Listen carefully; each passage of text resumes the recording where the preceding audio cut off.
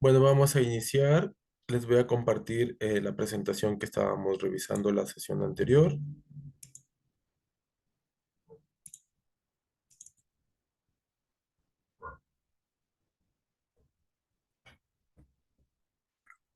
Y bueno, antes de iniciar con los temas de esta sesión, vamos a retomar un poquito de lo que estábamos viendo la semana pasada, justo con un comentario de la maestra Reina, donde mencionaba donde estábamos hablando del cambio organizacional y de cómo la nueva escuela mexicana, pues, implicaba como un gran reto para que pudiese llevarse a cabo tal cual está, digamos, estipulada, porque bueno, desde mi punto de vista es un poco utópica el hecho de que la educación se centre en la sociedad, pero tampoco creo que sea imposible. Entonces creo que es muy importante que tengamos como que ese enfoque para nosotros en nuestro día a día, de que no necesariamente todas las actividades que realizamos pueden ser prontas o rápidas, sino que muchas veces vamos a necesitar primero actuar en algún proceso más pequeño o simplificado, y una vez que se haya gestionado una actividad, podemos llegar a otra. ¿A qué me refiero con eso? Por ejemplo, revisando sus actividades, en general, la mayoría, por ejemplo, tiene su objetivo es muy específico, muy claro, pero en algunos casos, creo que después de lograr el objetivo que están buscando en sus propuestas de cabildeo que realizaron para el día de ayer en la actividad solicitada, creo que tienen un poco más de potencial. Creo que podemos llegar incluso más allá de lo que ustedes están buscando. Creo que podrían potenciarse e incluso, este, en este caso, a pesar de que es una actividad teórica, por así llamarlo, creo que la mayoría de las propuestas son viables, y más que viables son bastante reales a las actividades que desempeñamos, y que pueden ser incluso aplicadas, no nada más quedarse dentro de esta incubadora que nosotros realizamos. Entonces, bueno, más adelante ya vamos a entrar en lleno a revisar bien lo de las actividades que realizamos para esta semana, y por mientras vamos a iniciar con los temas del día de hoy. Bueno, ya hemos hablado mucho de la organización de la escuela, de los procesos administrativos que se involucran dentro de la organización escolar. Hemos hablado de la escuela como una institución, como una empresa también, ya que, bueno, al hablar administrativamente sobre una escuela como una institución, muchos de los procesos administrativos fueron traídos de empresas hacia los centros educativos por la situación que se vivía en ese entonces, las ciencias administrativas y sociales se enfocaban a empresas, pero bueno, nosotros pudimos trasladarlas a centros educativos e incluso demás instituciones gubernamentales, etcétera. Ahora, ¿cómo funcionan esas instituciones o estos centros educativos en nuestro caso? Sabemos pues que existe capital humano. Ya hemos revisado también la organización de las instituciones o de los institutos o centros educativos, dependiendo de cada uno de nosotros. Hemos visto también la influencia de las políticas contemporáneas, los paradigmas a los que nos enfrentamos actualmente, y demás temas que hemos estado viendo a lo largo de las sesiones anteriores. Pero otro de los factores más, creo yo, relevantes, pues es el financiamiento de la educación, ¿no? ¿Quién nos financia o cómo podemos nosotros operar? Obviamente necesitamos pues un recurso para poder operar dentro de nuestros centros escolares.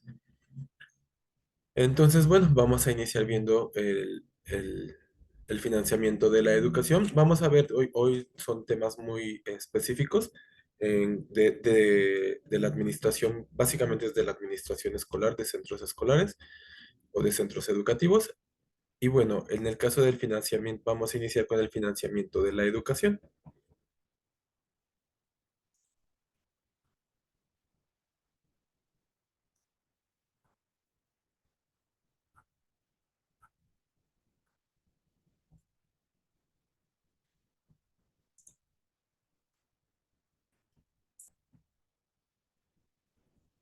Como ya había hecho anteriormente o como habíamos estado haciendo, yo busco que generalmente irme a procesos o a más que los procesos, a la información que generalmente mismas autoridades nos brindan o de instituciones generales, por llamarlo de alguna forma, y no irme a las específicas de cada uno de nosotros. Entonces, por ejemplo, para este caso del financiamiento de la educación, yo me basé en una serie de estudios que estuvo realizando la OCDE. Entonces, vamos a ir viéndolos. Pueden ver la presentación, ¿verdad? Bien. Entonces, Sí, este, como les mencionaba, yo me basé un poco en lo que nos menciona la Organización para la Cooperación y el Desarrollo Económicos, que bueno, si bien sabemos, en el caso de México fue el país número 25 en unirse a esta organización hace ya varios años, en el 96 si no me equivoco. Entonces, bueno, la OCDE realiza diferentes estudios, como bien lo dice su nombre, de Organización para la Cooperación y Desarrollo Económicos, pero bueno, también entra dentro de los factores sociales y ambientales. En el caso también de la educación, también realiza diferentes estudios sobre estos procesos y obviamente el que nos interesa en este momento pues es el del financiamiento específicamente dirigido a la educación. Tenemos que, bueno, dentro de este proceso, vemos que contar con políticas de financiamiento educativo bien diseñadas es fundamental para lograr los objetivos en materia de calidad, equidad y eficiencia en la educación. Si bien importa el nivel general de financiamiento de la educación, las estrategias utilizadas para asignarlo son al menos igual de importantes.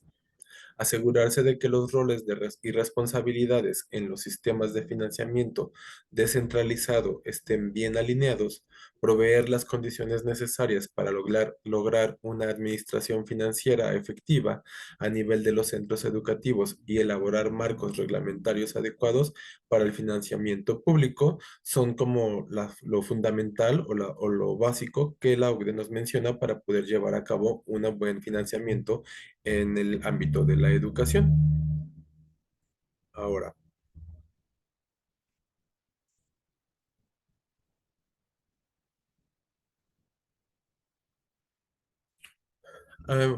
bueno, sabemos que los países, o en el caso eh, la generalidad, pues se busca mejorar el desempeño de todos los alumnos y pues también ofrecer oportunidades de aprendizaje más equitativas para los diferentes grupos. Se ha hecho mucho hincapié en garantizar que los recursos se dirijan a las áreas donde mejor se pueden lograr avances en los resultados de la enseñanza y el aprendizaje. Entonces, por eso es que, que menciona que es muy importante, o bueno, una exigencia de la educación en los diferentes países, es que tengan en cuenta tanto la equidad horizontal, que en este caso sería como asignar los niveles de recursos similares para tipos de servicios similares, pero también la equidad vertical, que en este caso se refiere a asignar diferentes niveles de recursos a grupos de alumnos con necesidades diferentes. Un ejemplo fácil o claro para nosotros sería, por ejemplo, en el caso de nosotros, en la planificación o la asignación de recursos de manera horizontal sería, de acuerdo al tipo de servicio, sería, por ejemplo, dividido a educación inicial, preescolar, un monto diferente, ¿no? O primaria, secundaria y así sucesivamente hasta llegar a educación media superior, a desarrollo educativo, etcétera.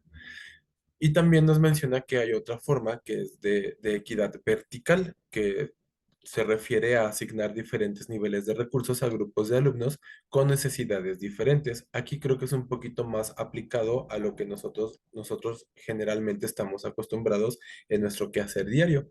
Ya sabemos que los presupuestos varían dependiendo del nivel educativo, sí, pero también de las necesidades de cada centro educativo. Para ayudar a lograr un financiamiento educativo efectivo y evitar efectos adversos en la equidad en los cambiantes contextos de gobernanza, es decir, del gobierno, que son los que se encargan de nuestros presupuestos, en el caso de la educación, se recomienda que las reformas deberán procurar o asegurar qué roles y responsabilidades en los sistemas de financiamiento descentralizado estén alineados obviamente pues a las estructuras y a los lineamientos o normativas que apliquen en ese momento para la disposición de estos recursos. También se sugiere que se promuevan las condiciones necesarias para lograr una administración financiera efectiva a nivel de los centros educativos y elaborar marcos reglamentarios adecuados para el financiamiento público. ¿Qué quiere decir esto? Que si bien nos van a otorgar financiamiento, pues también es importante que nosotros dentro de los centros educativos tengamos un buen manejo de ellos y podamos tener como o apegarnos a las normativas que estén aplicables. En caso de que estas no existan, pues se recomienda que se instituyan. También otra de las recomendaciones para la distribución de los recursos en la educación dice que la distribución del financiamiento educativo presenta un panorama general de cómo los países, en este caso que revisó o que participan o que son parte de la OCDE, distribuyen el financiamiento educativo en los diferentes niveles de la administración y los centros educativos individuales.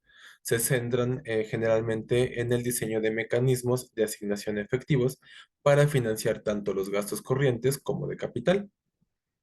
Generalmente ellos utilizan fórmulas de financiamiento y bueno, si bien están diseñadas con un método o un medio particularmente efectivo para distribuir el financiamiento del gasto corriente de un modo transparente y eficiente. ¿Qué quiere decir esto? Que en el caso de los centros educativos, pues todo el capital que recibimos, pues lo recibimos por parte en este caso de nuestras autoridades o del gobierno, podemos llamarlo así, del Estado. Y pues bueno, siempre se hacen procesos de financiamiento. Más que financiamiento, se hacen procesos de presupuestación y bueno, ya se destinan los montos que va a tener cada nivel educativo y cada nivel educativo a su vez lo hará de manera vertical a sus centros de educación. A lo que hace mención, o que es algo muy importante que la OCDE nos dice que debemos tener en consideración, es de que estos procesos siempre sean lo más transparentes posibles.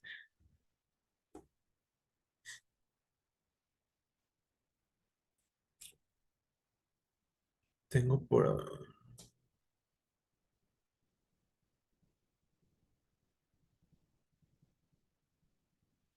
Otra de las recomendaciones que nos hace es que se garantice un sistema estable y conocido públicamente para asignar los fondos. Es a lo que es parte de lo que me refería, que es muy importante que sea lo más, que el uso de los fondos cuando nosotros recibimos ese capital en los centros educativos, pues sea lo más transparente posible. Por eso es que les mencionaba que muchas veces, si bien no tenemos o no existe una normativa tal cual dentro de nuestro sistema educativo, de nuestro centro educativo, es importante poder generarlos o aplicarlos dentro de nuestro sistema. La planificación y la presupuestación efectivas pueden contribuir a una mayor eficiencia de los recursos y la alineación del gasto con los objetivos de las políticas. La preparación de presupuestos educativos está cada vez más incorporada a los procesos de planificación multianual. En este caso, quiere decir que más allá de que se hagan por año electivo, puede ser que podemos hacerlos em, consecuentes a años posteriores de acuerdo a los resultados obtenidos anteriormente. Entonces, bueno, estos datos pueden ayudar en este caso, a las autoridades competentes para la realización o preparación de los presupuestos. Pueden servir para la toma de decisiones presupuestarias informadas y sostenibles y proporcionar una seguridad adicional cuando participan en inversiones a largo plazo. Por ejemplo, en nuestro caso, en el caso de los centros educativos, generalmente no recibimos o no se maneja un capital como tal. Generalmente nosotros lo recibimos ya como proyectos, no sé, un ejemplo. em, los bebederos.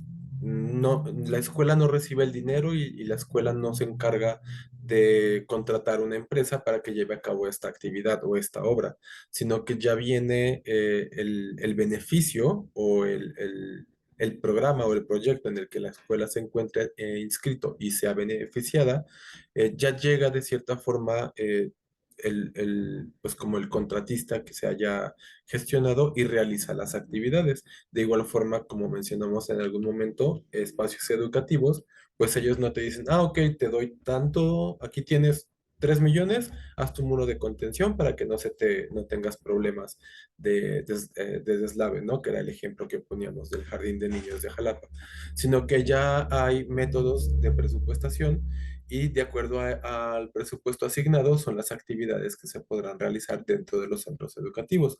Obviamente hay que tener en cuenta que, bueno, en nuestro caso, pues FONE ya se encarga del pago de la nómina o del capital humano, pero pues para el resto de los programas y el resto de actividades en las que pueden ser beneficiadas los centros educativos por medio de capital, pues ya también se encuentran reguladas o normadas generalmente por diferentes coordinaciones o instituciones de nuestro mismo sector educativo. En este caso refiriéndonos pues a la Secretaría de Educación, que somos generalmente o en este caso todos pertenecemos a este rubro, ¿no? De la educación pública.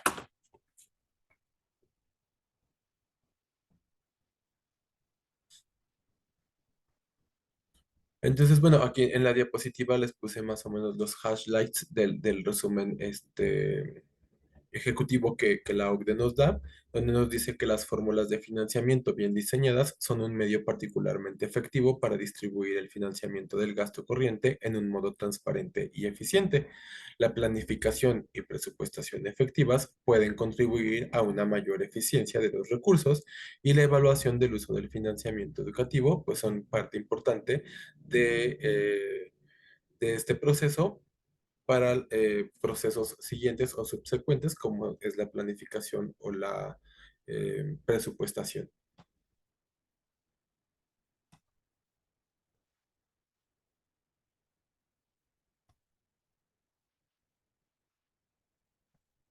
Para llevar a cabo esta pues, presupuestación o todos estos procesos de financiamiento educativo, pues obviamente debe haber un proceso de evaluación pues, para saber el impacto que estos tienen.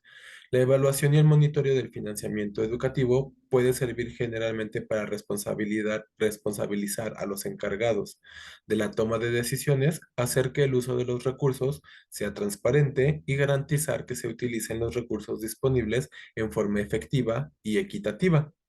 Las prácticas para evaluar el uso del financiamiento educativo incluyen la contabilidad, la elaboración de informes financieros, la administración y el control internos, las auditorías externas y la gestión del desempeño individual.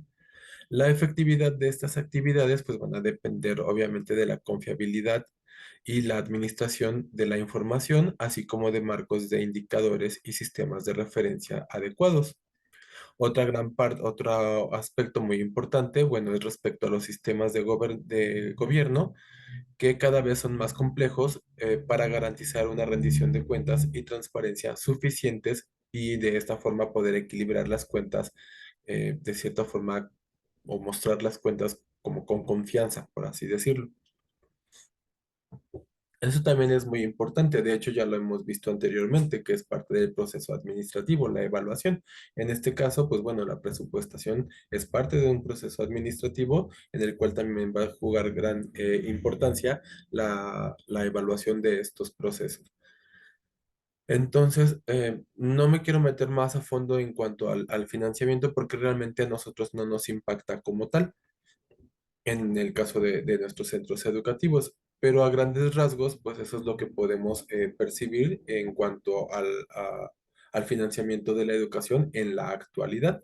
Entonces, no sé si alguien tiene alguna duda, algún comentario.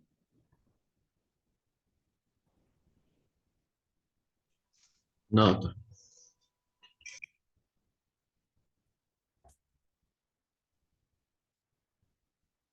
Maestra Reina, adelante. Gracias.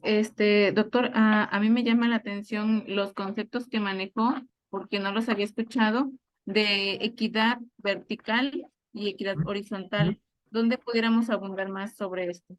Sí, más que nada lo de equidad horizontal y equidad vertical se refiere, por ejemplo, en equidad, lo que yo quise hacer es como ejemplificarlo con ustedes, fue, por ejemplo, en nuestra estructura educativa.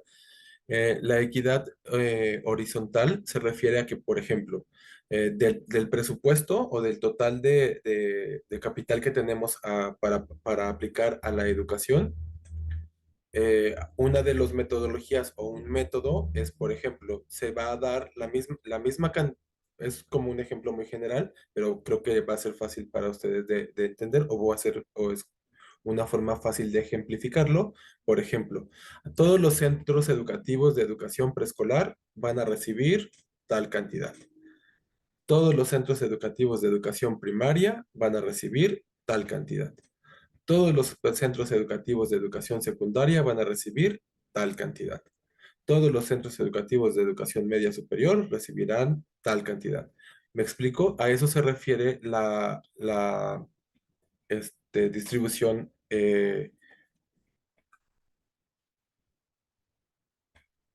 horizontal. Ahora, la vertical se refiere a que a que de acuerdo a las necesidades de cada centro educativo es la cantidad que debería recibir. Por ejemplo, esto es lo que generalmente sucede en el caso de nuestro sistema educativo, podríamos decirlo que se basa en un sistema de equidad vertical. ¿Por qué? Porque de acuerdo a las necesidades de cada centro educativo y también de acuerdo a las necesidades de cada nivel educativo, es como se va a hacer la distribución del capital para el financiamiento de la educación. Eh, una forma muy sencilla de poder ejemplificarlo es, por ejemplo, eh, el sueldo base de un docente de preescolar obviamente es diferente al sueldo base de un docente de educación primaria. El sueldo base de un docente de educación primaria también es totalmente diferente al sueldo base de un docente de educación secundaria. Entonces creo que de esta forma podemos diferenciar un poco a qué se refiere con la distribución o la equidad horizontal en la asignación de recursos y la equidad vertical. En el caso de nosotros, creo que allí surge la duda, maestra Reina. En el caso de nuestro sistema o a cómo está estructurado nuestro sistema educativo, nosotros estamos bajo un sistema de asignación de recursos verticales, que es de acuerdo a la necesidad de cada centro educativo y de los alumnos también. Por ejemplo, en el caso de los centros educativos donde tienen alumnos con necesidades o capacidades especiales o más bien con discapacidades y requieren un em, mobiliario específico, qué sé yo, ciertas características diferentes a un centro de educación de ese mismo nivel diferente. Un ejemplo sencillo sería, por ejemplo, los CAPEP, que son los Centros de Atención Psicopedagógica en Educación Preescolar. Obviamente tienen un gasto mayor y una menor atención a alumnos que un centro de educación preescolar normal o regular, por llamarlo de alguna forma. No sé si con estos ejemplos puede disipar su duda, maestra Reina. Sí, sí, doctor, sí. Y le preguntaba también que dónde podríamos revisar pues más sobre estos contenidos Ah, de claro, los conceptos que está manejando. Ujú, si no claro. los pudiera compartir. Sí, sí, si gusta, en el chat le dejo de hecho, creo que tengo guardado en mi nube, está el enlace al estudio completo que hizo la UDES sobre el financiamiento de la educación. Me parece que son tres como tomos o tres volúmenes y están disponibles para su consulta. Si gustan al final de la sesión, les dejo el enlace en el chat. Sí, muchas gracias. ¿Sí?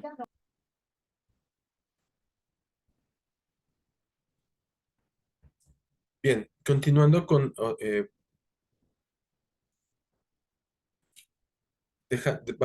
dejando de lado un poco la parte del financiamiento, vamos a ver ahora aparte de el conocimiento dentro del centro educativo o la gestión del conocimiento en los centros educativos. Bueno, aquí nos menciona que desde la escuela, la gestión del conocimiento enfatiza la naturaleza dinámica del progreso, el poder del cambio permanente y las actividades claramente orientadas hacia objetivos logrables. Una escuela que gestiona bien el conocimiento sostiene la premisa que no hay una sola solución correcta a los problemas. Por el contrario, incorpora los distintos puntos de vista de los actores involucrados.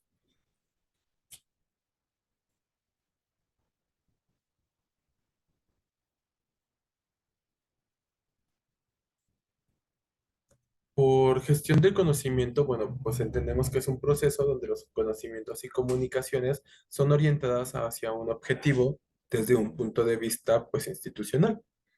A nivel institucional, una escuela que gestiona bien el conocimiento sostiene la premisa de que no hay una sola solución correcta a los problemas. Por el contrario, incorpora los distintos puntos de vista de los actores involucrados.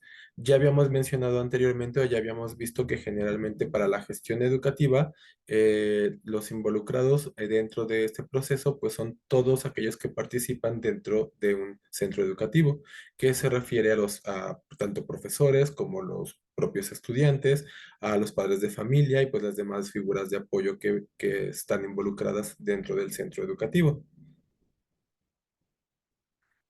Desde la escuela, la gestión del conocimiento enfatizará la naturaleza dinámica del progreso, el poder del cambio permanente y las actividades claramente orientadas hacia objetivos logrables.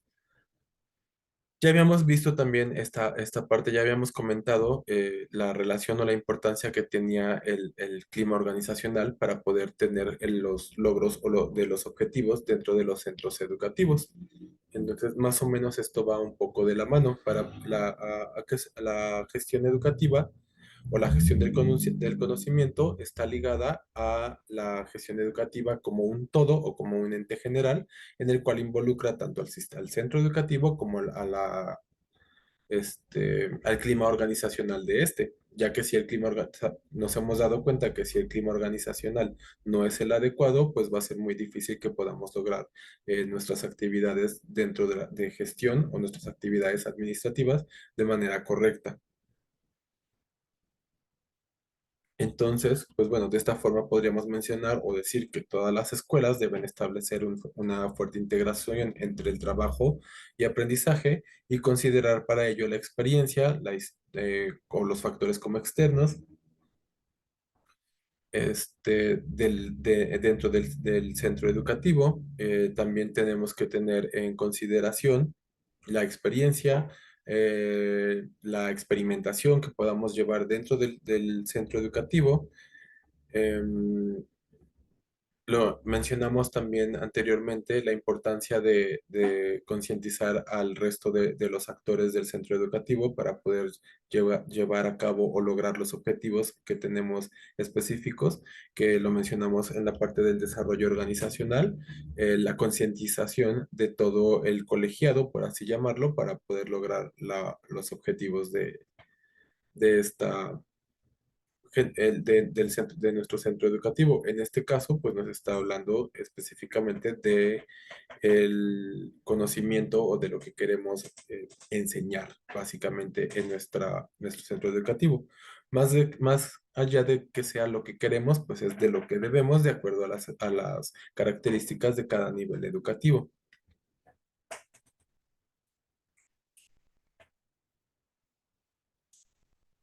Mencionamos también, ya habíamos mencionado también la importancia de la actividad de dirección dentro del centro educativo. Entonces, pues bueno, aquí también juega un papel importante dentro de la gestión de la educación, la toma de decisiones, o en este caso el papel del directivo en el centro de trabajo. Y bueno, Hay que tener presente la necesidad de contar con mayor participación, delegación de actividades, el trabajo colaborativo, la autonomía y libertad que permitan hablar de organizaciones que aprenden. ¿A qué nos referimos cuando mencionamos que que las organizaciones, en este caso educativas, pues son organizaciones que aprenden? Bueno, hace alusión a que una comunidad de trabajo donde las personas gestionan su conocimiento, aprenden juntas de sus propias prácticas y de sus propias experiencias, donde el aprendizaje de los otros importa de manera tan importante como la propia. Y sumando al aprendizaje personal se da el conocimiento nutrido del colectivo. Por eso es que es la importancia como mencionamos anteriormente, del clima organizacional. Es muy importante que nuestro centro educativo pues se encuentre o exista un buen clima organizacional para poder llevar a cabo una buena gestión de la educación. De forma individual, podríamos decir que la gestión del conocimiento supone una actitud constructiva y crítica hacia el medio que lo rodea, desarrollando destrezas versátiles para la gestión de la vida, creando y fomentando lazos de cooperación recíproca con los demás, incentivando el desarrollo de habilidades y competencias tecnológicas y profesionales, por ejemplo. Si decimos que se gestiona el conocimiento de manera adecuada, o más bien quienes gestionan adecuadamente el conocimiento, son aquellos que podrán adaptarse creativamente al desarrollo tecnológico, a la internacionalización de las comunicaciones y a la vida cívica, es decir, que se forman individuos activos y creativos, o podríamos llamarlos curiosos o inquietos intelectualmente hablando, innovadores en la búsqueda de soluciones a los problemas cotidianos de estudio y pues de trabajo. En este caso, más allá de nosotros como docentes o como parte del centro educativo, hace también alusión a los estudiantes, que si un estudiante gestiona adecuadamente el conocimiento y no se conforma con las respuestas que solamente le damos nosotros los profesores, pues va a buscar, no sé, va a leer más o va a organizar su tiempo de manera constructiva, a diferencia de otros alumnos. Generalmente estos alumnos tienen como la tendencia a realizar preguntas frecuentemente, se plantea desafíos. Vaya, podríamos mencionar o decir que es un alumno con características específicas, que es independiente, que es autónomo, que está orientado a metas o tiene una orientación a metas, que es un buen comunicador, que es cooperador, que es innovador, que es creativo, que es constante, que es disciplinado, que es proactivo. Es fácil para nosotros identificarlos dentro del centro educativo. Entonces, a lo que quiero llegar con con este punto es que la gestión del conocimiento no afecta o no impacta directamente únicamente a los profesores o al colegiado como impartidor del conocimiento, sino que también juega un papel muy importante el alumno y las características de estos para poder llevar a cabo una buena gestión de la educación.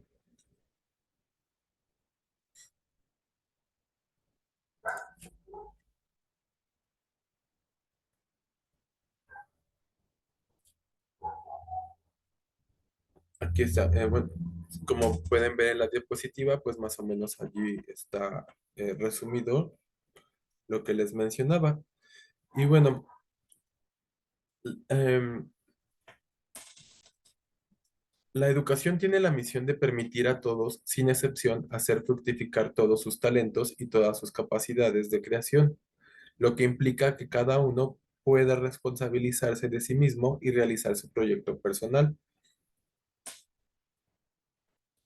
Esto, bueno, lo plasmó Delors en uno de sus trabajos en el 96, que de hecho vamos a ver más adelante también en otro tema, que es el de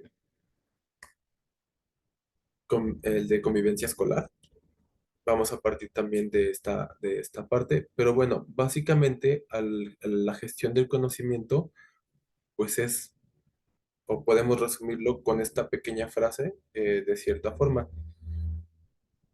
No sé si tienen alguna duda referente a lo que conocemos o a lo que denominaremos gestión a lo que se denomina gestión del conocimiento dentro de un centro educativo.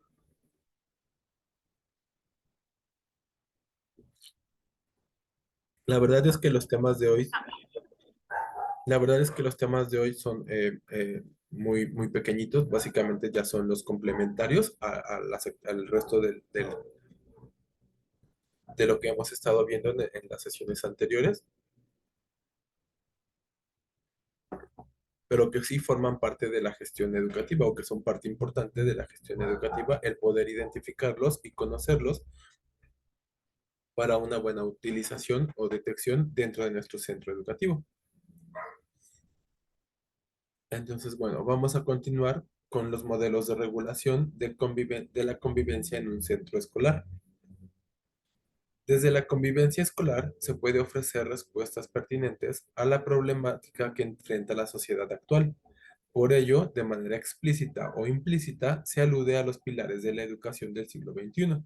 Como les mencionaba, otra vez vamos a utilizar los mencionados por Delors, que son los de aprender a vivir juntos, aprender a ser, aprender a conocer y aprender a hacer.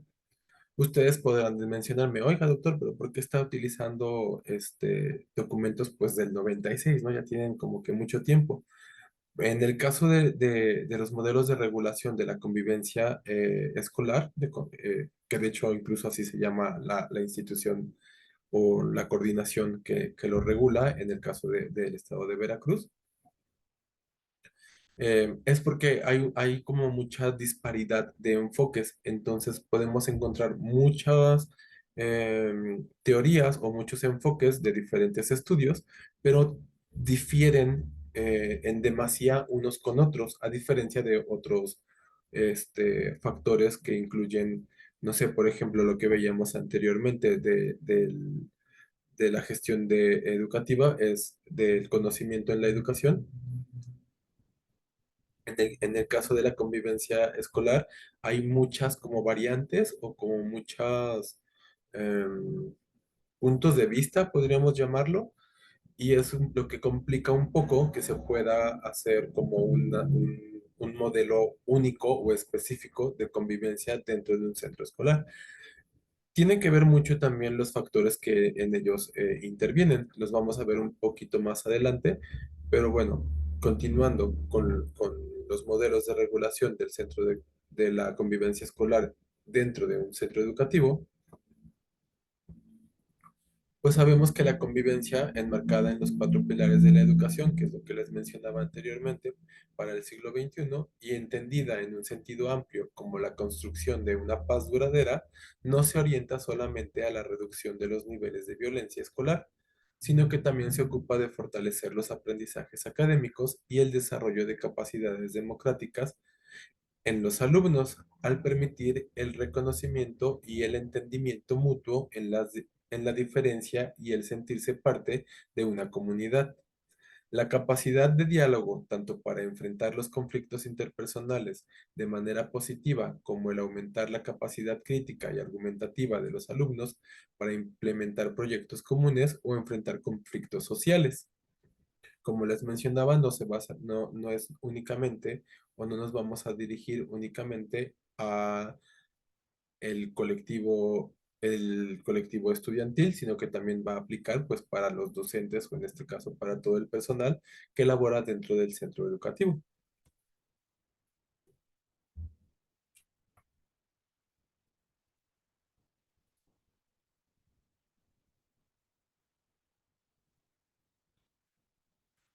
Bueno, si bien el enfoque de prevención de la violencia es el que ha recibido la mayor atención o lo que generalmente a lo que le damos mayor prioridad, la prevención de la violencia,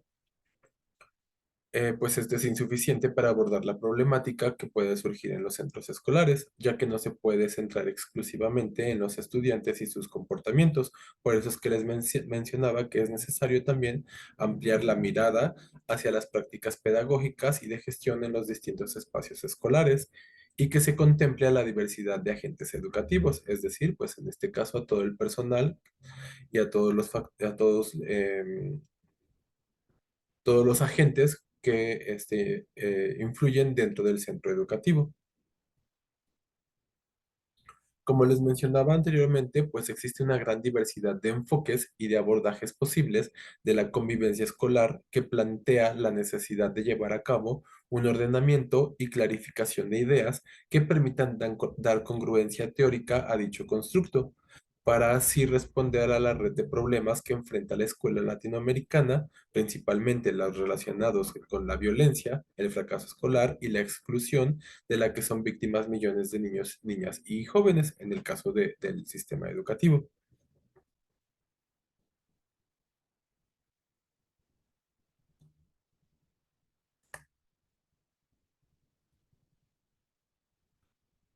Los modelos dentro de los enfoques de los modelos de regulación de la convivencia en un centro escolar, pues bueno, nos menciona que estos enfoques sobre convivencia escolar recuperados de la literatura muestran la diversidad de lenguajes y perspectivas teórico-metodológicas presentes en el estudio de la convivencia escolar, lo que en parte explica el fomento apuntado por Oneto en el 2003 en cuanto la- en cuanto a su profusión y al riesgo de estancamiento en la generación de conocimiento. Hace un momento les mencionaba.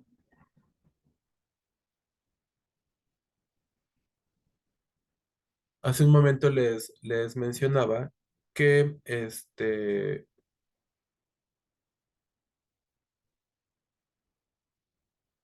ay, está cargando.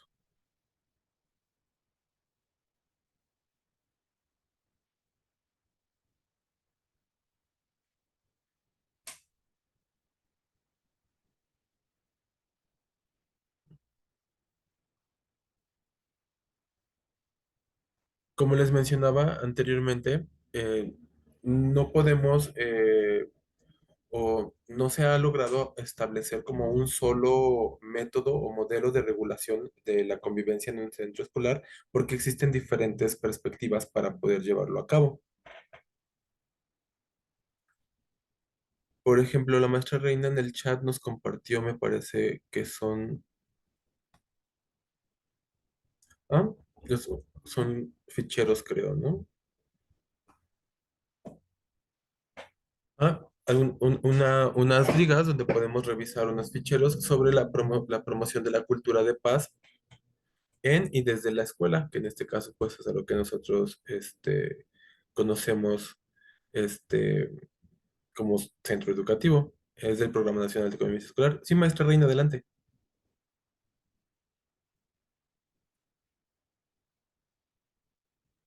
Sí, gracias, doctor. Sí, estos dos archivos, el primero es como que más antiguo, del 2019, y este segundo es parte de los materiales que llevamos en el Consejo Técnico de cada mes en este ciclo.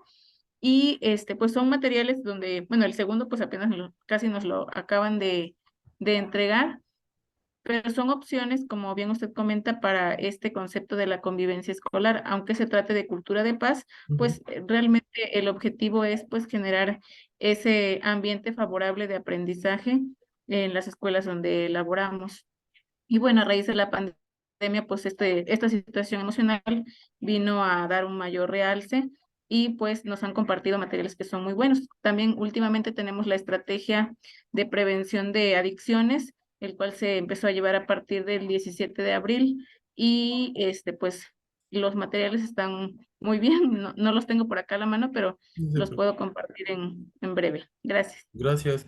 Sí, sí, maestra Reina, muchas gracias. Efectivamente, por ejemplo, en este caso, la maestra Reina nos comparte ya los ficheros de actividades.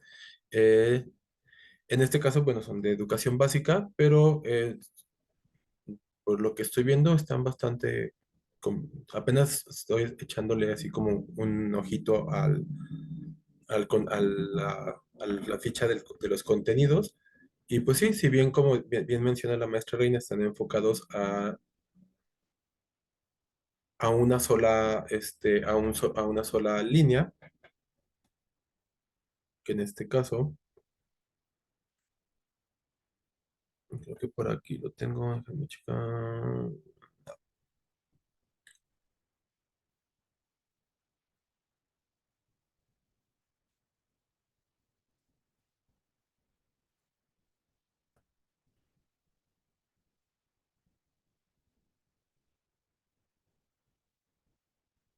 No. Pero bueno, en este caso, sí, como bien menciona la maestra Reina, esta información nos puede servir este, dentro de nuestros centros educativos, ya que nos sirve para promover la cultura de paz desde nuestra escuela. Aparte de promover la cultura de paz, hay otros tres, como puntos específicos que también son como importantes de considerar. Generalmente solo se utilizan o se les da mucha importancia a dos. Ahorita vamos a ver un poquito más adelante los otros dos para que sean de los cuatro que son. Pero por lo general sí, siempre el de la cultura de paz es uno de los principales. Bueno, les mencionaba que en un análisis de los enfoques sobre convivencia escolar, eh, como bien les mencionaba, la literatura o la academia nos menciona o tienen perspectivas teórico-metodológicas presentes en su estudio de convivencia escolar como muy diversas o incluso contrarias. Por eso es que es difícil o ha sido difícil que se haya logrado eh, crear o tener como una sola línea de acción.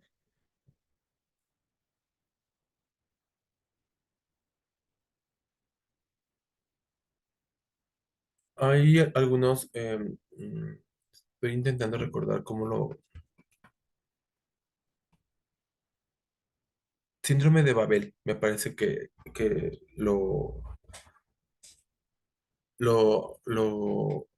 hay un documento que dice o menciona que que es, o lo denomina el síndrome de Babel. El hecho de que de este problema de que hay muchos puntos de vista dentro de la convivencia escolar en las escuelas que pueden llegar a ser incluso contrarias, como les decía. Y bueno, esto lo que puede hacer es que puede poner en riesgo el que pues se vean estancados.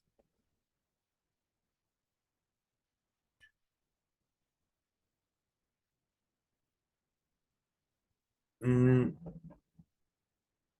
lo que les mencionaba de cuando la multiplicidad de enfoques teóricos, que es a lo que denominamos o a lo que le llamaron síndrome de Babel, pueden estar siendo referidos en un solo trabajo o en una sola línea. Y esto lo que va a hacer es que va a dar lugar a una especie de ensamblaje sincrético que impide la profundización o incluso da pie a la utilización de enfoques contradictorios, lo que posiblemente alentará el uso de dobles discursos basados en intereses y criterios distintos y por ello manipulables.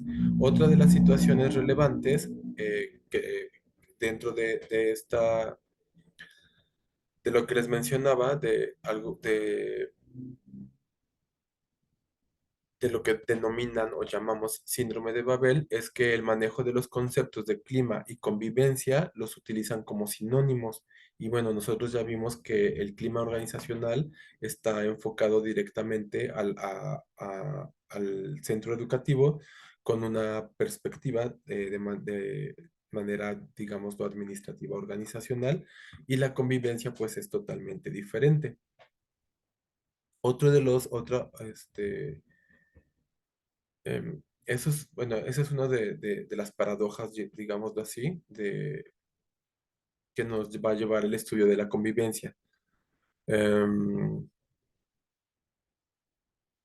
Otra de de los puntos que pueden ser como contradictorios, mm, había, hablaba algo de la violencia.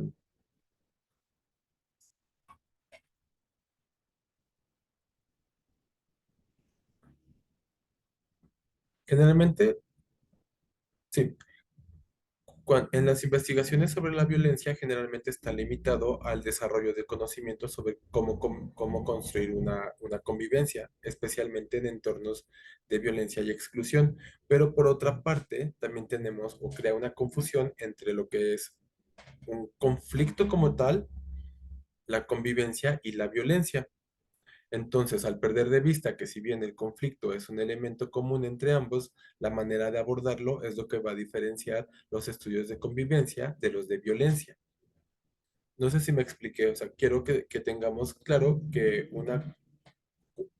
son como dos aspectos diferentes, el de convivencia y el de violencia. Más adelante vamos a abordar exactamente la violencia dentro de los centros educativos y los tipos de los que pueden existir, pero muchas veces existe ese tipo de confusión dentro de la convivencia escolar. Incluimos parte de lo que es la violencia escolar. Entonces, allí sí hay que tener un poquito de cuidado en no confundirnos con los términos o en poder diferenciar que son dos situaciones que si bien van de la mano dentro de un centro educativo, son diferentes. Que es lo mismo que les mencionaba también, que hay que saber diferenciar a lo que nos referimos con el clima organizacional y convivencia dentro del centro educativo, que si bien son similares, tienen enfoques diferentes o debemos poder distinguirlos para poder llevar a cabo nuestra actividad, en este caso, administrativa o de gestión educativa.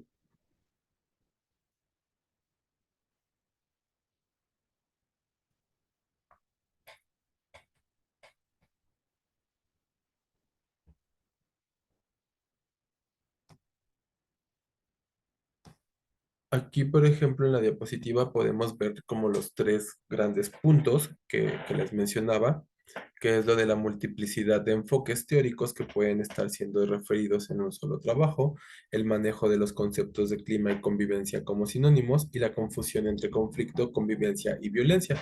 Eso es a lo que me refería con que hay que tener que son tres puntos que debemos tener muy claros y poder identificarlos y diferenciarlos dentro de nuestro centro educativo. Ahora bien, vamos a ver a lo que nos vamos o a qué podemos referirnos sobre violencia escolar dentro de un centro educativo. La violencia escolar, que se entiende como toda agresión realizada dentro del ambiente de las instituciones educativas, la cual puede expresarse de distintas formas por los actores que conforman la comunidad escolar. Es decir, no se reduce a la cometida entre estudiantes, también involucra a otros actores como padres de familia, maestros, directivos y personal administrativo.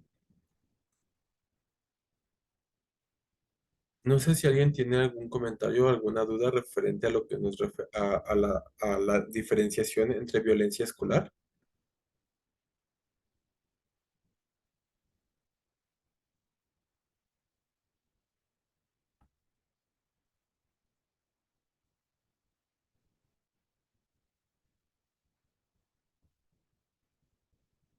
Bueno, sabemos que, pues, bueno, la violencia en las escuelas, pues, o desafortunadamente, hay datos que nos arrojan que generalmente, o por lo menos en nuestro país, cada vez es más grave y pues que se encuentra en ascenso, por lo que se ha convertido en un tema de interés nacional.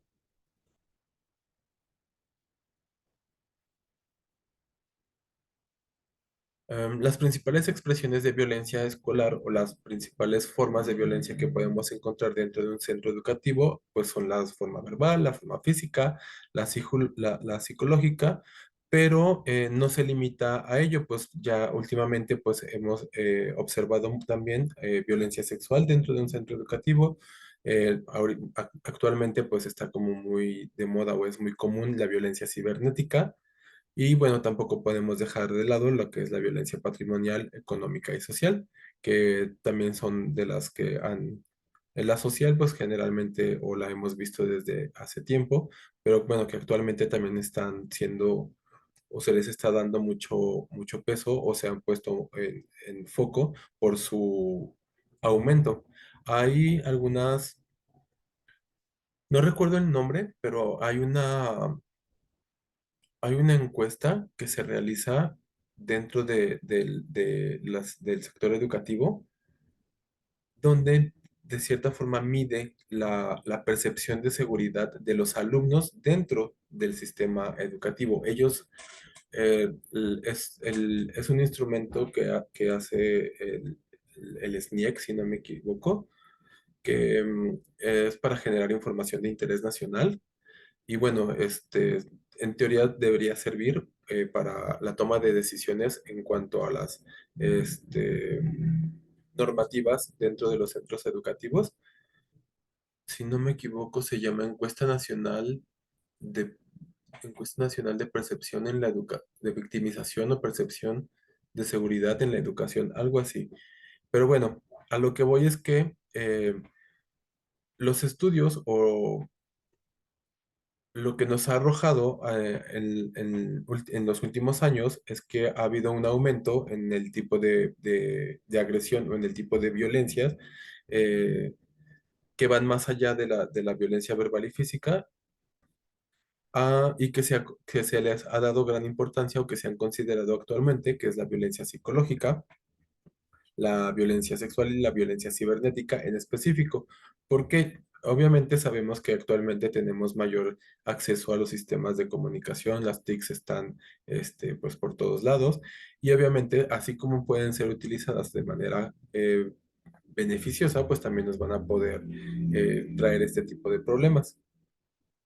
Como bien se mencionaba, lo de la violencia sexual, cibernética, perdón, dentro de un centro de trabajo. En muchos casos, la violencia en el ambiente escolar deriva de un entorno que acepta y legitima las conductas violentas debido a la cultura arraigada de agresiones que se tiene en la sociedad, aunado a la falta de una cultura de respeto a los derechos humanos de las niñas, niños y adolescentes.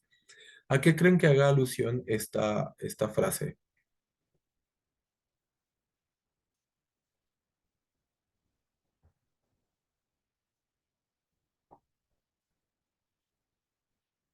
Maestra Silvia.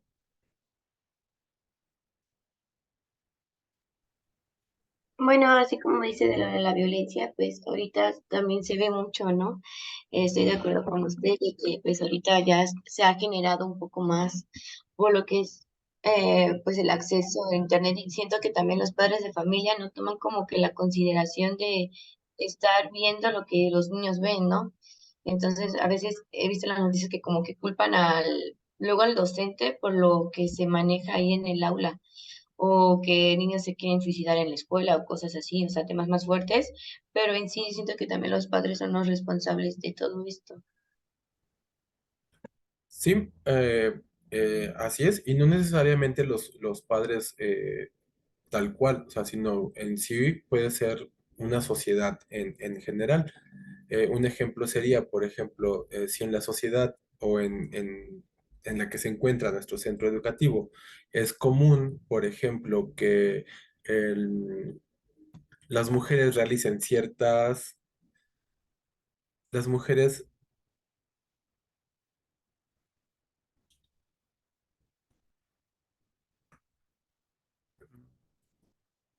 generalmente es que no sé cómo explicarlo.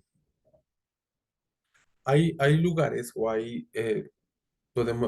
llamémoslo así, micro sociedades donde aún se encuentra como muy marcado, por ejemplo, el hecho de que la mujer tiene que eh, atender, digamos, a los varones, no necesariamente, este, mm, por ejemplo, a la hora de la comida. El varón se sienta y es atendido por la esposa en el caso de los padres, pero también se ha dado en el caso de los hijos, por así decirlo. Por ejemplo, la hermana como que toma ese rol de cuidador y hace las cosas por el hermano, pero nunca es al revés. O sea, la hermana no hace esas como actividades de cuidado hacia el hermano,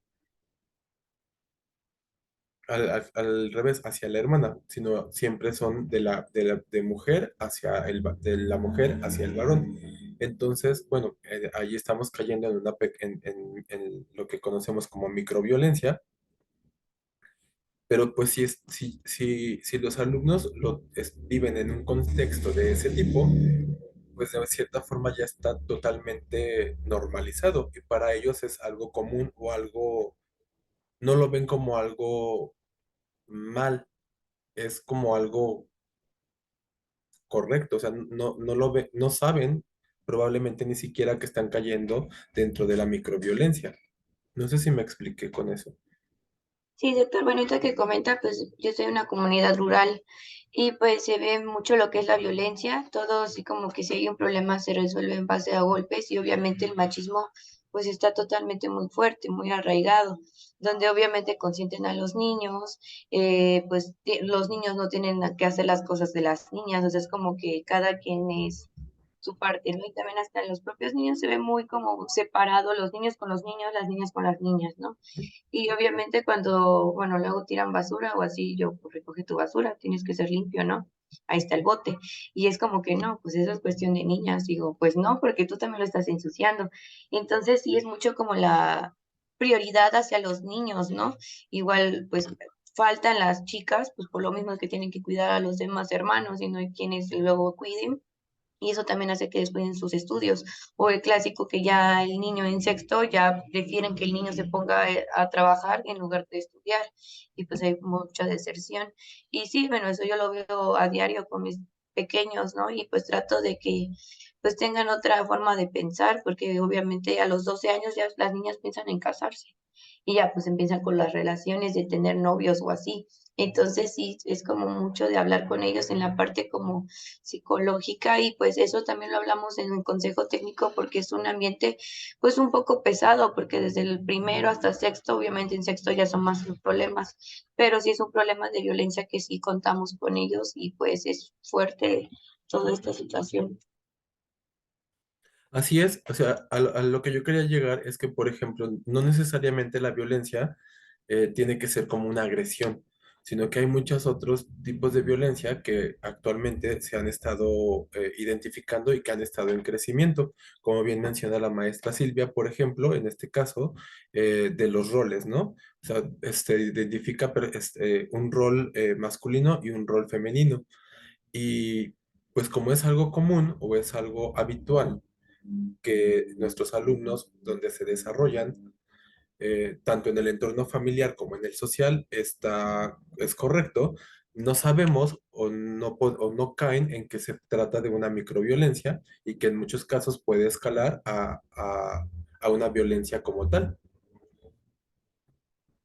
Por eso es que les mencionaba que en muchos casos la violencia en el ambiente escolar deriva de un entorno que acepta y legitima las conductas violentas debido a una cultura arraigada. Por aquí creo que en el chat leí el mensaje de la maestra Reina, donde nos menciona que las mujeres tienen muchos hijos y ellas mismas piensan en eso, en solo casarse. Efectivamente, ahí incluso aquí voy a hacer un paréntesis. Hay no sé si ustedes recuerdan que hasta hace unos años existía un programa de, se llamaba Programa de Inclusión Social. Era conocido como Prospera, que fue anteriormente se llamaba Oportunidades, anteriormente fue Progresa, anteriormente Solidaridad, etcétera. Era un programa de apoyo económico a familias que se encontraban debajo de una línea de bienestar mínimo. El enfoque del programa no era para apoyar a familias en pobreza, sino a las que se encontraban debajo de una línea de bienestar mínimo. Entonces, hubo un caso muy marcado que surgió justamente en el estado de Veracruz, en el municipio de Castillo de Teallo. En el municipio de Castillo de Teallo eh, hubo un fenómeno muy pues, peculiar en el que las familias, pues no había como no trabaja, no había, los jefes de familia no trabajaban, únicamente vivían de lo que el gobierno les daba como apoyo por la cantidad de hijos que tenían. En este caso, la modalidad es que cada hijo que se encuentre en edad escolar y que asista regularmente a la escuela, pues se le daba un monto a la familia. Fue tanto pues digámoslo así, como el conformismo de las familias dentro de ese municipio, que básicamente las familias del municipio vivían de los apoyos del gobierno y lo único que hacían era pues tener hijos y como cuando uno iba creciendo pues necesitaban tener otro para que el recurso o en este caso pues el ingreso familiar, que era básicamente el apoyo del gobierno, pues no se viera pues truncado. Entonces terminaban siendo familias de 10 12 individuos, eh, a los cuales se les otorgaba obviamente el apoyo económico para sus estudios, pero lo más extraño era que ni el papá no trabajaba, la mamá no trabajaba, vivían del apoyo del gobierno, pero los alumnos iban a la escuela, porque obviamente si dos o tres faltas perdían el apoyo, pero no tenían útiles, no tenían uniformes, no tenían absolutamente nada para poder llevar a cabo sus actividades dentro de la escuela. Entonces, ¿a qué voy? En este caso, como partiendo del comentario de la maestra Reina, donde dice que hay mujeres que tienen muchos hijos y que incluso ellas mismas piensan en eso, en solo casarse, hay otros factores que también pueden influir en no solamente la sociedad, en este caso fue un factor gubernamental que si bien su enfoque era el apoyar el progreso de las familias, porque como bien los mencionaba, no era un apoyo que se diera a familias que viviesen en pobreza, sino que eran familias que tenían un índice de bienestar mínimo, se, se, se fue como alterando o fue mutando hasta que llegó a ser el único ingreso familiar, el simple hecho de tener hijos y recibir el apoyo económico para ellos. Maestro Sergio, adelante. Sí, mire, comentando aquí sobre la violencia escolar, considero que esta situación se ha venido agudizando en base a las circunstancias nacionales, ¿no? Lo vemos, por ejemplo, si analizamos el discurso de los noticieros, vemos que gran porcentaje de las noticias tienen que ver con violencia. Inclusive ha aumentado en el aspecto político, ¿no? En los discursos, desde el presidente, los diferentes poderes de la nación y dentro de las distintas instituciones gubernamentales. Entonces, la violencia escolar, pues no solamente tiene que ver entre pares, sino también en ocasiones entre los comentarios entre docentes, entre padres hacia docentes y entre la misma sociedad. Vemos que a veces cuando salimos a la calle, pues muchos de nosotros estamos a la defensiva o a la ofensiva, el tiempo, el tránsito, y pues es una labor en el aula de clases que en ocasiones tenemos que mediar porque los chicos desde muy pequeños, si no es por su región, si no es por los juegos, si no es por las noticias, si no es por la sociedad, estamos insertos en un ambiente de violencia. Y entonces aquí, pues la convivencia viene a ser como la prevención y la violencia viene a ser la acción, aunque en realidad quisiéramos que no fuera la acción, ¿no? Ujú. Pero considero que sí, el clima, desde mi punto de vista, ¿no? El clima político se ha polarizado, ¿no? Como en los cuentos de hadas, le digo a las chicas. Hay buenos y hay malos, en teoría, ¿no? Pero la vida no es así, ¿no? Si nos polarizamos, pues no podemos encontrar un punto medio, ¿no? Y eso es lo que los lleva a la violencia, ¿no? El reconocer los puntos positivos de otras personas y ser críticos, pues es lo más conveniente, ¿no? Porque si ya partimos de una negación, pues no vamos a llegar a un ambiente de paz, ¿no? Y lo vemos que desde el niño está rodeado en un ambiente de violencia, en el celular, en los juegos, en las caricaturas, y el joven está rodeado también en las canciones. Por ejemplo, las últimas encuestas, ¿no? El 80% de los personajes de las canciones y de los youtubers manejan drogas y violencia. Y si no hay violencia y no hay drogas en las canciones, pues no venden. Entonces, los chicos en la actualidad, yo trabajo en una comunidad y se presenta esa misma situación, ¿no? De violencia, trabajarla, porque el machismo todavía está muy arraigado. Sí ha habido apertura, pero a veces, conforme uno va evolucionando, conforme las personas van estudiando, conforme las mujeres van creciendo, van rompiendo esos esquemas, ¿no? Y a veces en las comunidades a los hombres, las mujeres preparadas, como que no, a veces Les da uno miedo. con, sí, no, yo no soy muy bien visto en la comunidad porque pues yo siempre les digo a las chicas, ustedes deben de prepararse y ser independientes y elegir a su pareja pues por convicción, por amor, pero no porque las vayan a mantener y romper esos esquemas a veces no les gusta pues a los varones, pero pues en general pues la violencia tiene muchos ejes, ¿no? ¿No? Muchos factores. Y hablando de la palabra gestión, a veces pues tiene que ver con aquellos elementos en los cuales sí podemos intervenir, ¿no? De cierta manera en ese pequeño contexto escolar, contribuir a romper esas líneas de violencia que a veces empiezan en casa y quieren proseguir a otras generaciones, ¿no? Romper esas líneas de violencia es importante. Así es. Así es, maestro Sergio. De hecho, en su comentario creo que hizo em, ejemplificó perfectamente la diferenciación entre la violencia escolar y la convivencia escolar.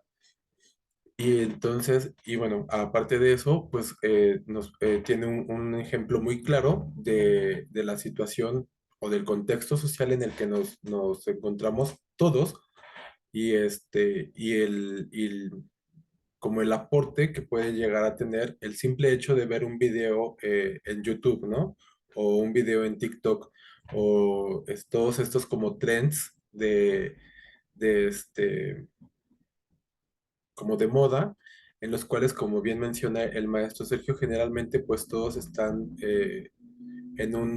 envueltos o dentro de un contexto pues violento que aparentemente la sociedad no lo marca como tal, pero viene siendo un ejemplo violento.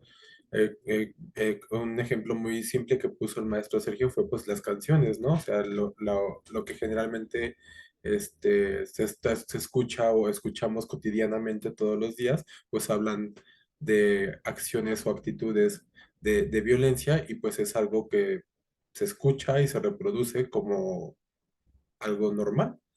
Entonces, eso parte o es algo importante que influye, obviamente, en los alumnos de la parte de la sociedad, va a influir en los alumnos y obviamente de los alumnos, pues va a influir dentro del centro educativo. Entonces, bueno, algunas de las causas asociadas con la violencia escolar son el predominio de la violencia entre iguales, ante el desconocimiento de formas eficaces para resolver conflictos, insuficiencia de información sobre los tipos y los efectos de la violencia en la escuela, la ausencia de mecanismos eficaces para prevenirla y erradicarla, políticas criminalizantes, falta de vinculación de la violencia escolar con el entorno personal y social, así como la inexistencia de una configuración normativa adecuada. Básicamente es lo que con los comentarios que hemos realizado es a lo que nos referíamos con ello. Entonces, bueno, actualmente pues hay instituciones que se encargan de revisar todos estos factores, como en este caso, por ejemplo, la Secretaría de Educación Pública o la Secretaría de Gobernación, llevan a cabo diferentes acciones que comprometen a autoridades tanto federales como locales al combate del acoso escolar y la violencia en las escuelas, así como implementación de herramientas que intentan pues erradicar este tipo de conductas. Si no me equivoco, hay algunos como programas o capacitaciones donde creo que son webinars que es de la Secretaría de Educación Pública, donde hacen como conversatorios con diferentes especialistas como psicólogos, incluso propios maestros o figuras directivas de centros escolares, en el que pueden como intercambiar como métodos que ellos han aplicado dentro de sus escuelas, que han tenido como éxito para la erradicación de la violencia o la identificación de los diferentes tipos de violencia que podemos encontrar dentro de un centro educativo. Entonces, bueno, ya tenemos por un lado ya pudimos conceptualizar o ya pudimos transportar a lo que nos referimos con violencia escolar a nuestra realidad en un centro educativo. Ya pudimos ver también a qué nos referimos con convivencia escolar y la diferenciación que hay entre la violencia escolar y la convivencia escolar. Ya pudimos identificar también que dentro del centro educativo la violencia escolar no solamente se va a dar entre pares, es decir, no solamente se va a dar entre alumnos, sino que también puede existir entre alumno-maestro o maestro-padre de familia, etcétera. Esas son como las partes importantes, pues eso es lo que, lo que yo quería que revisáramos el día de hoy. Y por último, vamos a revisar el, como esta utopía de la escuela eficaz y la mejora de la escuela. Pero lo vamos a ver de una manera muy superficial porque es un tema bastante complejo. Bueno, son dos temas bastante complejos que al unirlos, pues bueno, nos va a dar lo que es lo que conocemos como escuelas eficaces. Nos dice que la mejora de la escuela y las escuelas eficaces, bueno, nos referimos a la mejora de la eficacia escolar cuando surge la interrelación de los planteamientos de los movimientos teórico-prácticos de eficacia escolar. Esta iba a ser una actividad que íbamos a realizar hoy de una lectura dirigida, pero por el tiempo no nos va a dar. Entonces, yo voy a ir haciendo la lectura. Las diapositivas van a ir pasando van a ir pasando de acuerdo a conforme vaya la lectura. Entonces yo voy a ir haciendo la lectura y qué les parece si al final cada uno de nosotros comentamos y aportamos referente a la eficacia escolar y la mejora escolar, ¿vale?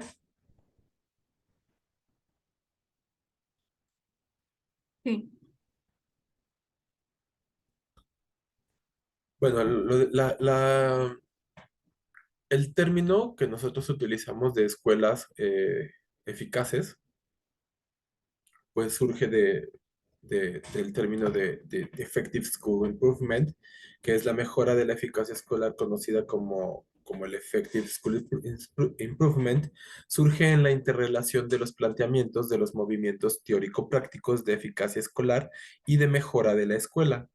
Las primeras voces indicando la necesidad de una colaboración más estrecha entre esos dos movimientos teórico-prácticos datan de principios de los años 90 y se multiplican a lo largo de toda esta década, pero no ha sido hasta los últimos años cuando han comenzado a desarrollarse investigaciones empíricas donde se aborda esa nueva idea. Hace unos 20 años atrás aproximadamente. Una de las novedades más interesantes en el campo de la investigación educativa en estos últimos años es el surgimiento de una nueva línea de indagación y práctica llamada a incrementar la calidad de la educación mediante la mejora de los centros docentes. Desde hace más de 30 años, perdón, desde hace más de 30 años, investigadores educativos y docentes han estado preocupados por una parte por conocer qué hace que un centro sea de calidad, es decir, saber qué elementos o factores contribuyen a que un centro tenga resultados superiores a los previsibles, considerando su contexto, pero también han querido saber cómo pueden cambiar los centros, cómo poner en marcha procesos de cambio para incrementar su calidad. De una manera sencilla, podemos decir que el movimiento de eficacia escolar se ha preocupado por conocer qué hace que una escuela sea eficaz, entendiendo como tal aquella que consigue el desarrollo integral de todos y cada uno de sus alumnos, más allá de lo que sería esperable, teniendo en cuenta la situación socioeconómica de las familias y su rendimiento previo.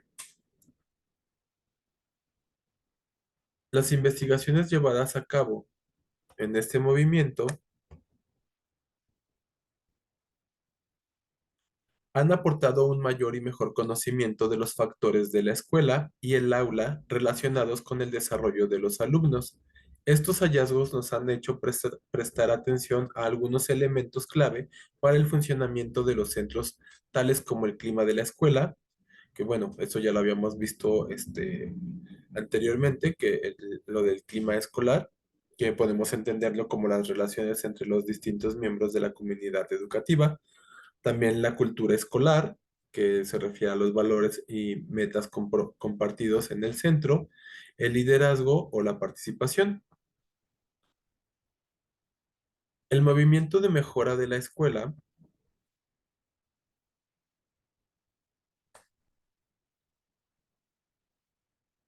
El movimiento de mejora de la escuela, por su parte, tiene un enfoque radicalmente diferente. De entrada, hay que afirmar que su orientación es claramente práctica, está liderado por docentes y directivos y busca cambiar el centro educativo, o como su nombre indica, mejorarlo. El interés de este movimiento se dirige fundamentalmente a transformar la realidad de una escuela, más que a conocer cómo es o debe ser tal transformación. Aunque bueno, al mismo tiempo ha ido dejando un sedimento de conocimientos que está conformando una sólida base de saberes para el cambio educativo. Al hablar de mejora de la escuela, se hace referencia al proceso de transformación del centro educativo en su conjunto. Desde esa perspectiva, se complementa con los términos reforma e innovación, más centrados en los cambios del sistema educativo y por las modificaciones en el aula. Los tres se engloban en una perspectiva más general que se preocupa del cambio educativo, independientemente del nivel donde se produce. Aunque ambos movimientos tienen el mismo objetivo, que es optimizar la calidad de los centros educativos, difieren significativamente entre sí. Los enfoques teóricos y metodológicos de los que parten son diferentes, prestan atención a distintas variables y acciones escolares y tienen un cuerpo diferente de conocimiento. Sin embargo, se ha señalado que quienes trabajan en eficacia y aquellos que lo hacen sobre mejora se necesitan mutuamente. La teoría debe ser útil para mejorar la práctica y tener en cuenta el conocimiento generado por las experiencias llevadas a cabo en los centros y a su vez parece razonable que la acción educativa no camine a ciegas, sino guiada por conocimientos científicamente validados y sustentada en elaboraciones teóricas de peso. Ambos movimientos, pues, son imprescindibles para mejorar los procesos educativos desde bases científicas y no pueden ser considerados como enfoques opuestos, sino más bien complementarios. En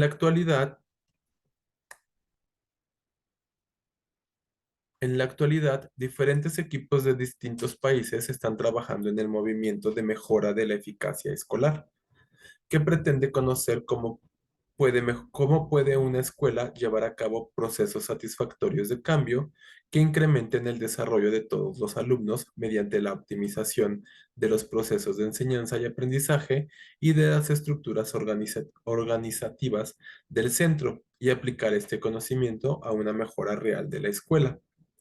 El enfoque de este movimiento teórico práctico muestra, por tanto, dónde ir y cómo ir, y su objetivo es ayudar a los centros educativos a cambiar para poder conseguir sus objetivos educativos eficazmente. Ahora bien, no sería correcto afirmar que la mejora de la eficiencia escolar es la simple suma de dos corrientes que se perciben en un fructífero camino de retroalimentación mutua entre la teoría y la práctica. Solo analizando los procesos que ocurren en las escuelas e integrando este conocimiento con el saber acumulado por la investigación, será posible establecer criterios, pautas y procedimientos adecuados de evaluación que nos lleven hacia la eficacia y la calidad de los centros educativos y de los programas que se desarrollan en ellos.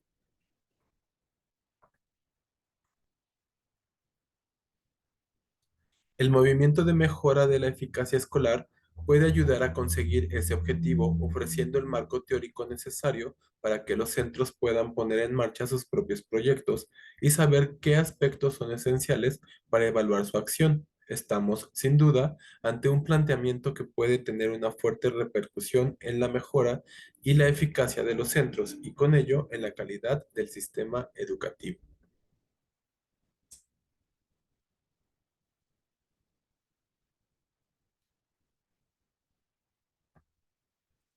Bueno, después de esta lectura, básicamente a lo que nos referimos con la mejora de la escuela y escuelas eficaces, bueno, pues son dos cosas.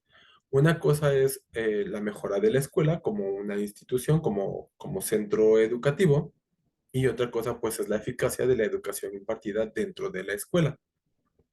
Ahora, hay que tener en consideración que si bien son dos enfoques distintos, no están peleados, sino que para poder obtener o que nuestra escuela sea eficaz y sea, deben estar estas dos partes, la parte teórica y la parte práctica. No sé si me explico. Eh, o sea, van digamos que a pesar de ser dos corrientes diferentes, una basada en teoría y una basada en la práctica, al momento de que nosotros dentro de nuestro centro de trabajo las convergemos, vamos a obtener lo que se conoce como una escuela eficaz. Entonces, no sé quién quiera empezar a comentar referente a las escuelas eficaces. Sí, doctor. Adelante, maestro Sergio. Sí, bueno, yo entiendo que son dos enfoques que van dirigidos al mejoramiento de la escuela. Así es. El de la escuela eficaz se fundamenta en la investigación para poder determinar cuáles son los factores específicos que contribuyen a que la escuela sea eficaz.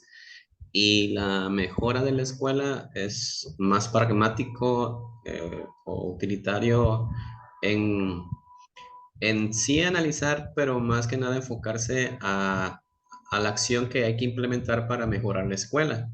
Y entonces, lo que se sugiere ahí o lo que se designa últimamente es, pues vincular este sustento teórico con el práctico, que viene a ser como la investigación de los proyectos que conlleven a mejorar una escuela a través pues de un elemento teórico eficaz.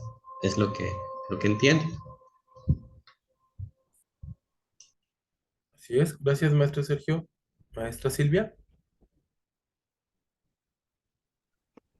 Bueno, pues desde hace tiempo se ve como relacionado lo que es una escuela eficaz con la calidad educativa, ¿no?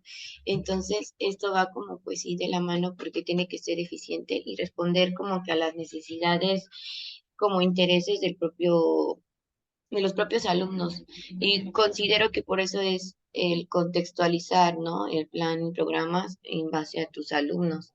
Entonces, al hacer eso, estás enfocando temas en los problemas reales en que hay en el alumnado. Y si se toman esas decisiones, que obviamente lo tienes teórico, lo plasmas, haces tu propuesta, de ahí lo sigues trabajando y lo llevas a la práctica, bueno, ya lo estás tomando acción de lo que tú estás pensando y llevando a cabo lo que es la idea. Y pues tener algo planeado con el propósito y llevar tus ideas, obviamente pues logras llegar a lo que es ser eficaz y obviamente es ir evaluando todo este proceso de qué tanto te va sirviendo y pues sobre todo en el proceso del alumnado, ¿no? Cómo va en su proceso educativo. Bien, maestra Silvia. Maestra Reina. Sí, gracias. Bueno, sobre lo que usted nos acaba de compartir, de hecho, son lecturas que recuerdo desde la normal. En mi época de estudiante las revisábamos porque ya se estaba uno pues enfocando en esta cuestión de la eficacia en la calidad educativa con estos mismos autores. Y por lo que ahorita acabo de volver a rescatar esos documentos, pues me doy cuenta que todos estos factores para las escuelas efectivas tienen mucho que ver con el trabajo que estamos haciendo con usted en su asignatura, especialmente por aquello del cabildeo, para buscar pues la mejor manera de poder dar o poder llegar a esas expectativas que deben ser elevadas en nuestros centros escolares, que debe tener pues un cierto plan, un liderazgo, un seguimiento, una evaluación y pues que todos tratemos de colaborar como unidad en las escuelas. Y parte de ello pues tiene que ver también el considerar nuestra misión y visión que tenemos en nuestras instituciones. Exactamente. Creo que básicamente con los comentarios, creo que quedó bastante claro a qué nos referimos con la mejora de la escuela o a lo que nos referimos con la escuela efectiva. Como bien menciona la maestra Reina, si bien ya tiene muchos años que se ha empezado a trabajar en la obtención de resultados para poder lograr tener una escuela eficaz. Este, si bien si no mal recuerdo, ya tiene más de 30 años que se empezaron a realizar estos como estudios prácticos, pero pues apenas a partir de los 2000 es cuando empezaron a tener como realmente evidencias y como que han empezado a aplicarse ya de manera directa dentro de los centros escolares. Por eso es que se considera que es algo todavía nuevo, a pesar de que ya tiene mucho tiempo, pero pues obviamente pues ha tomado tiempo el poderlo llevar a cabo. En el caso del maestro Sergio, menciona con bastante precisión la diferenciación entre la mejora de la escuela y la diferenciación entre las prácticas teóricas de enseñanza dentro de la escuela. Ahora, cuando unimos esas dos, pues es lo que nos va a dar por resultado, pues es una escuela eficaz, que es lo mismo que mencionaba la maestra Silvia también.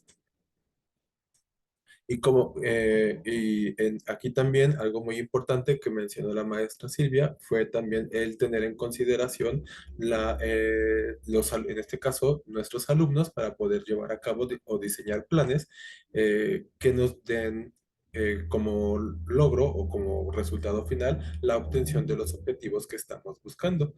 De igual forma, la maestra Reina también lo mencionó de acuerdo a la visión, misión, objetivos, etcétera, de cada centro de trabajo.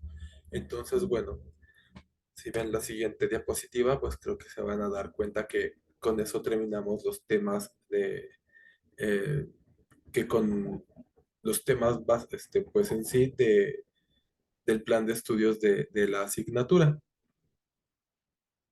Ahora bien, vamos a la parte más importante de esta sesión. Revisé ya hice la revisión de todas las propuestas de cabildeo que realizaron y pues de manera general creo que todos entendimos el objetivo de la actividad, pues bueno, como bien lo pudieron leer en el correo que les mandé, pues estaba claro. Creo que todos entendimos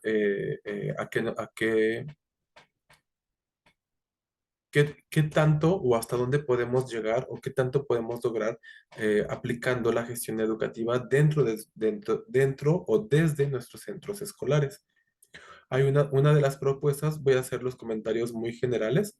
Una de las propuestas de cabildeo, por ejemplo, es como crear una red vertical de comunicación para poder tomar o poder participar este, en la formación continua, porque muchas veces dentro de la estructura organizacional de nuestro sistema educativo se pierde esa comunicación, deja de ser fluida y entonces los docentes cuando quieren lograr o quieren participar dentro de estas actividades de formación continua, pues ya no hay cupo, ya se pasó la fecha, etcétera. Eso fue una de las propuestas de cabildeo que se me hizo muy importante, muy interesante, perdón, más que nada porque es súper viable, es muy viable porque no requiere de recursos adicionales a los que ya cuentan, a los que ya, con los que ya se cuenta dentro de la escuela. Y creo que incluso puede ir más allá de la limitación de la zona escolar en la que se hizo. Creo que podría llevarse a toda educación básica, incluso educación media superior, porque también va muy de la mano otro de los objetivos del trabajo de uno de sus compañeros, eran muy similares. Entonces, eh,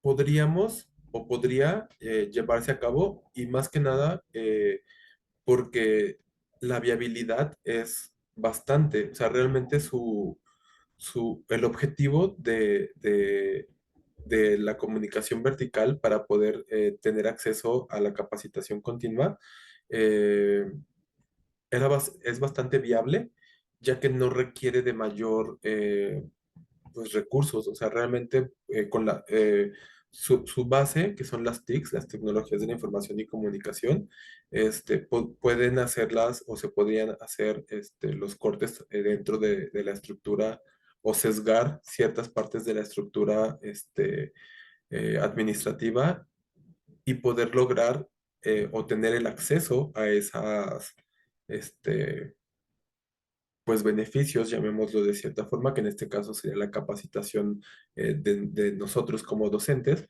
que generalmente no podemos tener acceso por problemas meramente administrativos. Entonces, bueno, esos fueron dos de los trabajos que más me llamaron la atención. Hubo otro también que me llamó mucho la atención, referente de hecho, son dos que toman como referente todos estos paradigmas o los nuevos paradigmas de la educación mexicana post pandemia o dentro de la nueva normalidad en diferentes, si bien lo toman desde diferentes puntos de vista, los dos surgen desde la misma necesidad. Uno de ellos está basado también, o lo veo muy viable, porque básicamente también lo único que necesita son las TICs para poder funcionar. Me pareció que estaba bastante bien planteado, está bastante bien fundamentado. Y el otro, a pesar de que sí fue un poco sesgante, ya que lo sesga a alumnos de un nivel educativo específico, creo que pues, se podría ampliar y podríamos llevarlo a toda educación básica. Entonces, en general, las actividades de todos estuvieron bastante bien realizadas, tienen una fundamentación bastante buena. La única recomendación que yo les podría dar de manera general para todos es que hay que tener un poco de cuidado en la corrección de estilo, porque era muy evidente, por ejemplo, la justificación tenía un estilo y después, cuando planteaban los objetivos, se notaba el cambio radical en la gramática, en la sintaxis, etcétera. Entonces, sí hay que tener igual, por ejemplo, en la espera de resultados o en los mecanismos que iban a utilizar como instrumentos de recopilación de información o de captación de información. Entonces, si era un poco notorio o era bastante notorio esos como cambios o cuando estaban fundamentando su objetivo o, digamos, armando su marco teórico, cuando cambiaban de un autor a otro o parafraseaban autores, era muy notorio el cambio entre uno y otro. Entonces creo que esa es como mi recomendación general. Más adelante ustedes van a llevar una asignatura específica en la que van a poder ver todos estos como puntos específicos en los que sí hay que tener en consideración al momento de realizar una presentación ejecutiva o una presentación científica en el caso de nosotros como doctorantes, ¿no? Entonces, más que nada, esa sería como mi recomendación general, tener un poco de cuidado en la corrección de estilo de sus actividades o de sus trabajos. En mi caso, pues no hay mayor implicación, pero más adelante sí va a ser algo importante para ustedes. En mi caso, yo se los, como anécdota, fue un poco complicado o más que nada fue al revés, más que complicado, fue algo de lo que me ayudó para poder realizar mis publicaciones. Fue eso, el tener un correcto, el llevar a cabo una corrección de estilo adecuada me facilitó muchísimo este, la publicación de mis investigaciones en este caso, pues con las casas editoriales, ¿no? Entonces, esa sería como mi recomendación general para ustedes. Y bueno, ya cada uno conocerá a detalle las observaciones, se las haremos llegar y pues conocerán su evaluación, su resultado final de su evaluación. Entonces, pues eso sería todo por mi parte. No sé si quiere alguien hacer algún comentario adicional antes de terminar nuestra última sesión.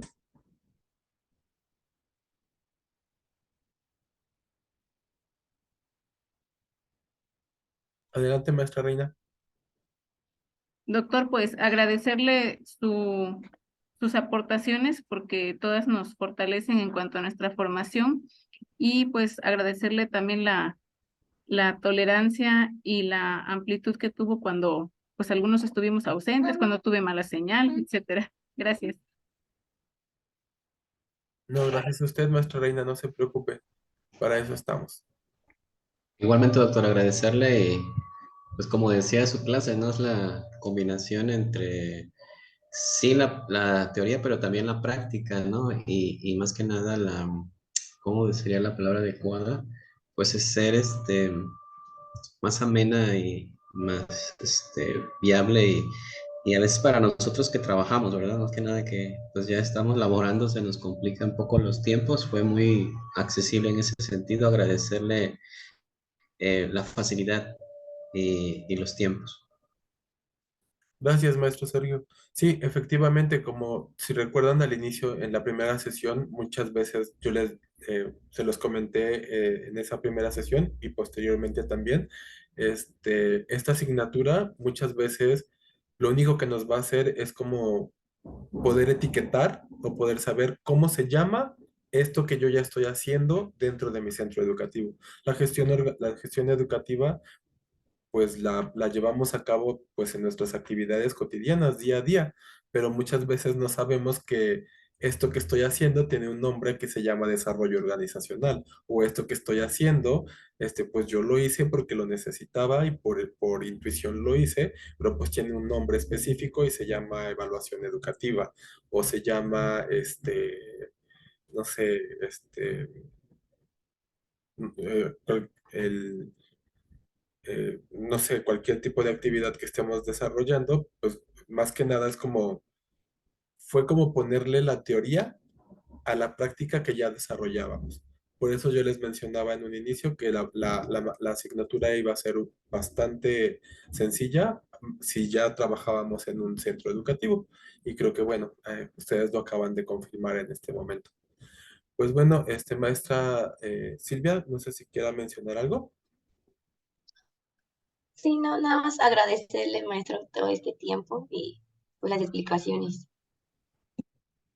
Gracias, maestra. No, pues entonces, si no hay nada más que agregar, pues esta sería nuestra última sesión y pues con esto concluiríamos la asignatura de Administración y Gestión Educativa.